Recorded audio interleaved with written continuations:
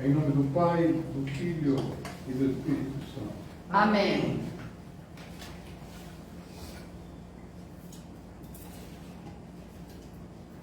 Amados irmãs e irmãs, celebramos hoje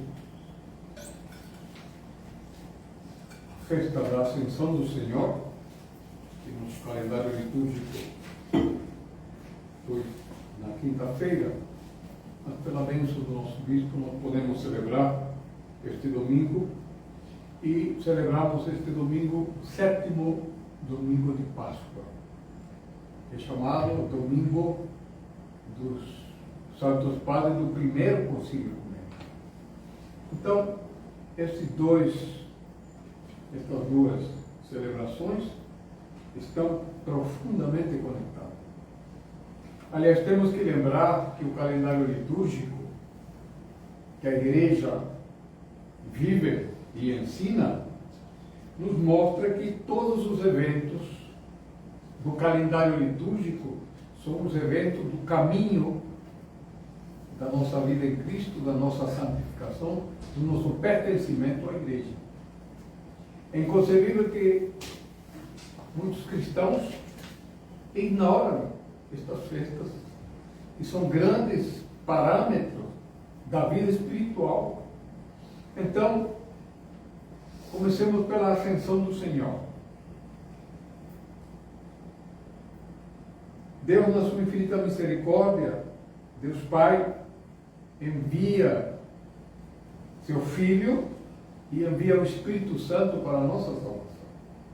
Isso chama-se economia da salvação, porque envolve uma série de ações, envolve uma série de preparações, tempo, participações de muitas pessoas nesta tarefa da salvação nossa. Então, na festa da Ascensão, o Senhor se apresenta aos apóstolos e diz-lhes: a paz esteja convosco.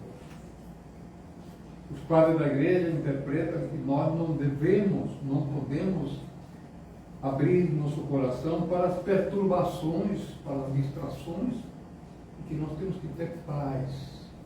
É a primeira coisa que o Senhor nos entrega. A paz esteja convosco. Nós temos que lutar pela nossa paz, pela paz do nosso coração, para viver a vida que Deus nos oferece, porque sem essa paz nós não percebemos exatamente aquilo que Deus quer de nós. Estamos tão perturbados, tão distraídos, tão atribulados, que Deus está falando e nós não vimos a Deus. Então, a paz esteja convosco. E o Senhor se apresenta aos discípulos e eles estão espantados ainda, porque Cristo ressuscitado aparece aos discípulos e ele faz um pedido inusitado. Ele pede comida. E os apóstolos ficam surpresos. Cristo ressuscitado não necessita de comida, mas era para mostrar aos discípulos que era o Cristo real, o Cristo que eles conheciam, e oferecem peixe frito e mel. Os padres da Igreja interpretam esses detalhes que tem uma profundidade enorme. O peixe frito significa a nossa natureza humana, que é cozinhada no sal e no óleo da vida. Nossa condição humana, e é uma imagem da santificação, da purificação dos pecados, a preparação do nosso corpo e nossa alma para trilhar o caminho de Deus. Peixes fritos. Aliás, o símbolo dos peixes era o símbolo dos cristãos. Não é por acaso que o Senhor fez de pescadores, né? Pescadores de homens. Nós somos peixinhos. E o segundo alimento, o mel. O mel, diz São Teofilaco, particularmente, que a doçura da palavra do Senhor e da sabedoria divina. Levamos uma vida amarga, difícil, o mel que Deus nos oferece para aliviar nossa dor. Portanto, o Senhor volta ao Pai e disse aos apóstolos que ele cumprirá a promessa de enviar o Espírito Santo. E aqui se conectam as festas. O Senhor sobe porque é necessário que ele suba para que o Espírito Santo desça. A economia da salvação. Então, é necessário que ele vá e ele enviará o Espírito Santo que ficará conosco até o último dia. Portanto, o Senhor cumpre a sua palavra. E a festa de Pentecostes, que é no outro próximo domingo, efetivamente cumprirá essa tarefa do Senhor de enviar o Consolador, aquele que nos ensinará todas as coisas. E aí entra o Evangelho de hoje, deste domingo. Nós celebramos o primeiro concílio ecumênico, que nos mostra exatamente a ação do Espírito Santo, que, recebido depois da festa de Pentecostes, conduzirá a igreja, ensinará a igreja todas as coisas concernentes ao caminho para o Pai. Os santos padres da igreja são aqueles que são sucessores dos apóstolos, juntamente aqueles a quem Cristo prometeu o Espírito Santo. Os concílios ecumênicos são reuniões dos santos padres, discípulos dos apóstolos, sucessores dos apóstolos, que junto com o Espírito Santo vão elaborar a doutrina da igreja. Porque nem tudo está escrito. A igreja elaborou 7 grandes concílios onde as doutrinas da igreja foram elaboradas. Então, uma das consequências desse concílio é que nos mostra de uma forma muito clara que a igreja tem que se manter na unidade. Concílio significa estar em unidade. Participar da vida da igreja significa buscar a unidade. A unidade na igreja é fundamental para a nossa sobrevivência espiritual. Porque a unidade da igreja é o ponto que é atacado todos os dias.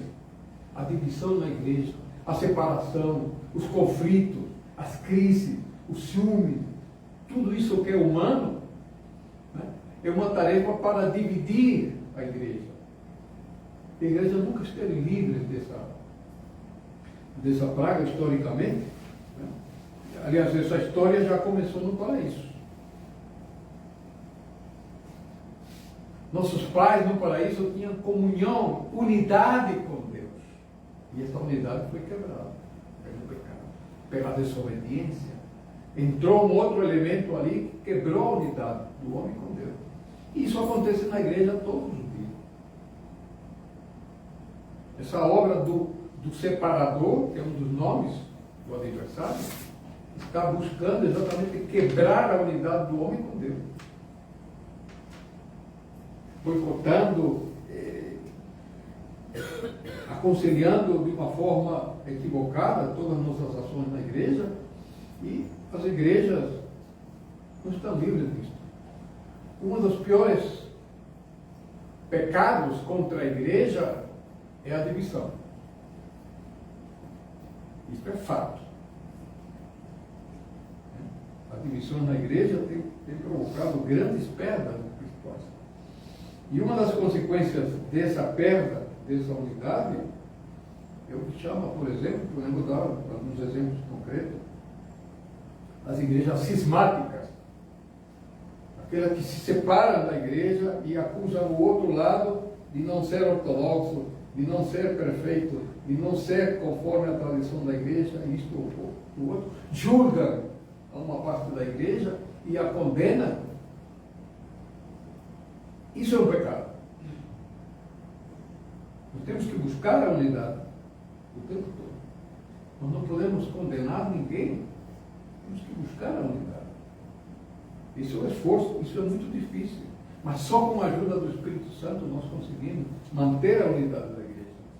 E esta deveria ser a tarefa nossa diariamente. Pedir a Deus que nos mantenha unidos à igreja. Muitas pessoas se separam da igreja, se afastam da igreja, por N motivos. Até por motivos justos. mas termina fazendo jogo daquele que nos quer separar, aquele que quer quebrar a unidade da igreja. Portanto, temos aqui um exemplo concreto, real.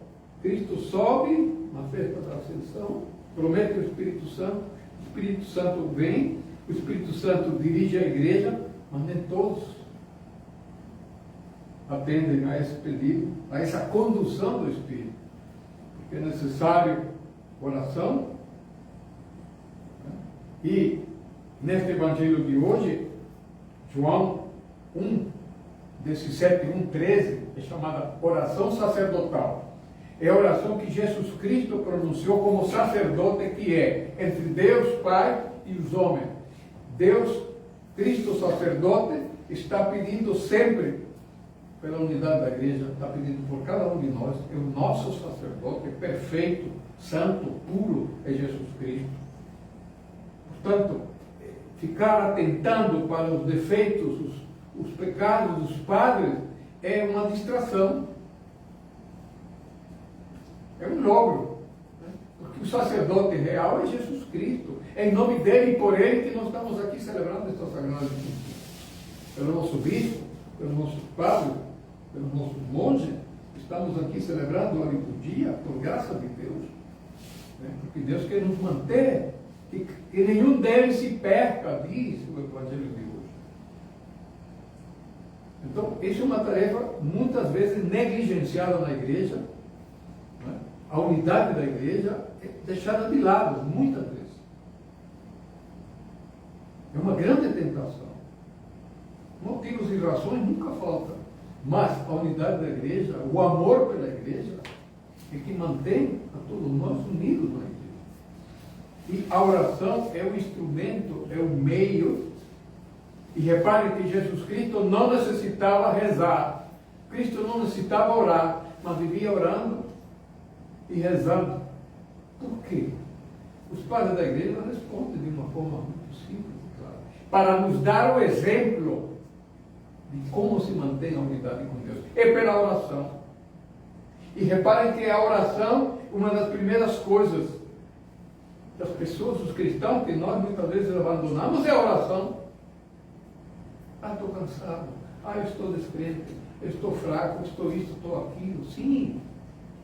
Estou doente. Estou chateado. Pelo amor de Deus. Esses são bons motivos para rezar. Estou sem força. Reza sem força. Ofereça a Deus a sua fraqueza. O Senhor lhe ajudará. Portanto, o que o Senhor pede é unidade. E para termos unidade, temos que estar em oração. Repare que Cristo se retirava e ficava horas, vigílias, rezando ao Pai. Ele não precisava disso, mas ele rezava por nós. Por dois motivos. Primeiro, porque nós necessitamos, e ele reza por nós. E porque nós precisamos disso. Precisamos da ajuda do Senhor. E nos dá o exemplo. Então, ele reza por nós e para nos dar o exemplo. Portanto, amados irmãos, nós temos na igreja todos os ingredientes para que nós possamos caminhar para Cristo. Tudo nos é dado na igreja. Será que sempre nós recebemos isso que a igreja nos dá? O que a igreja nos recomenda? O que a igreja nos ensina? Ou estamos sempre inventando nossos próprios meios, nossas próprias formas de estar e ser igreja? Portanto, amados irmãos, veja que misteriosa unidade entre a festa da Ascensão, o Domingo dos Santos Padres e ainda teremos a festa de Pentecostes, onde seremos revestidos com o poder do alto, porque nós somos muito fracos, nós estamos do poder do Senhor, que é a força do Espírito Santo. E essa força do Espírito Santo é adquirida através da oração, através da recepção, da abertura, abrir o coração para que Deus venha até nós. Então nós temos tudo, né? Se o nosso veículo está sem gasolina, esse combustível através da oração. Portanto, caminhemos todos para o reino do Pai, do Filho e do Espírito Santo. Amém.